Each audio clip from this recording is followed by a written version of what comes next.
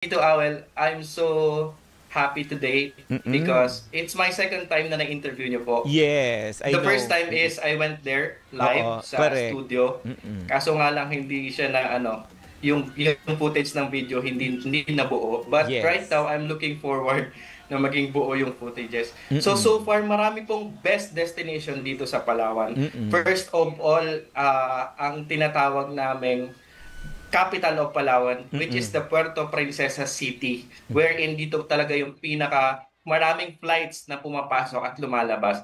And at the same time, meron po tayong north and south destination. So sa northern part, doon po yung aking hometown, which is Busuanga. Makikita po doon yung mga safari.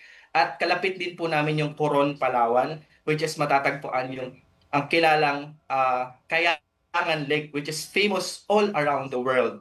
And one of the famous, I mean, at the same time, cleanest water, brackish water, half salt water, and half fresh water. And at the same time, meron din po tayong Cuyo, which is rich in culture. Kung gusto niyo pong mapuntahan yung Cuyo sa northern part of Palawan. May San Vicente po tayo wherein makikita po natin yung uh, long sand beach. And at the same time, yung Batu ni Ningning, which is very famous doon sa lugar na yon, which is located also, matatagpuan din natin yung Port Barton sa northern part. Kung pupunta naman po tayo sa southern part, Mhm. makikita po natin sa dulo yung Balabac, which is one of the booming destination dito sa Palawan. Wherein Mm. sobrang ganda po ng sand, white sand beach po talaga at super, super clear po ng water.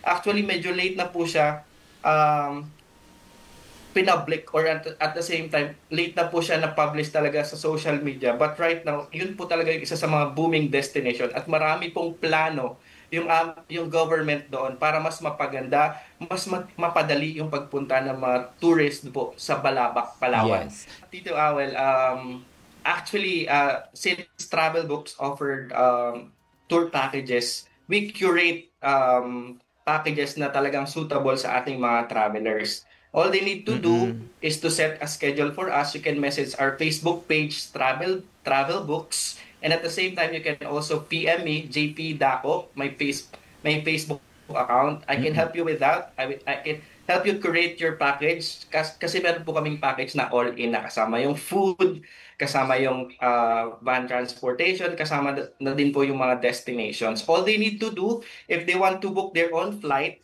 ang flight po nila kailangan from Manila to Puerto Princesa City. And then once they reach Puerto Princesa City, we can arrange their travel from Puerto Princesa City to Balabac and back Wow. and forth. Kami na po yung Very bahala. Kasama nice. din po yung boat transfer, yung Mm. speedboat kasi at the same time, yung package namin, included na rin po yung speedboat pag going back to Buliluyan Port, which is the port going to Palabac.